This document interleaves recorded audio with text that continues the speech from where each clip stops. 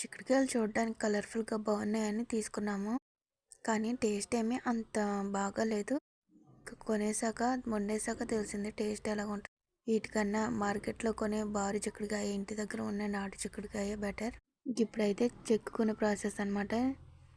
వీటిని చెక్కేసుకొని తర్వాత కడుక్కొని ఇంక ఇందులోనే ఉల్లిపాయ, పచ్చిమిరపకాయ సన్నగా కోసి వేసుకోవాలి. ఇది పాత కాలపు పద్ధతి, కూర పద్ధతి అన్నమాట. ఇందులోనేమి మసాలాలు అలాంటివి ఏమి ఉండవు. పాతకాలంలో అసలు టమాటోలు కూడా ఉండేవి కాదంట. కానీ అప్పుడు టమాటోలు ఉండేవి కాదు, కానీ పల్లి నూనె కానీ నువ్వుల నూనె కానీ వాడేవి. అదే టేస్ట్ ఎక్కువ ఇచ్చేది. కూరల్లో ఇంటి దగ్గర తయారు చేసిన కారము, నూరుకునే కారము టేస్ట్ ఎక్కువ. అందుకే ఆ కాలంలో మసాలా లేకపోయినా కూర టేస్ట్ ఇచ్చేది. ఇప్పుడైతే అన్నీ కోసేసుకున్నాం కదా, ఇందులోనే ఉప్పు, కారం, పసుపు, నీళ్ళు, నూనె వేసుకొని మూత పెట్టేసుకొని పొయ్యి మీద పెట్టేసుకోవచ్చు.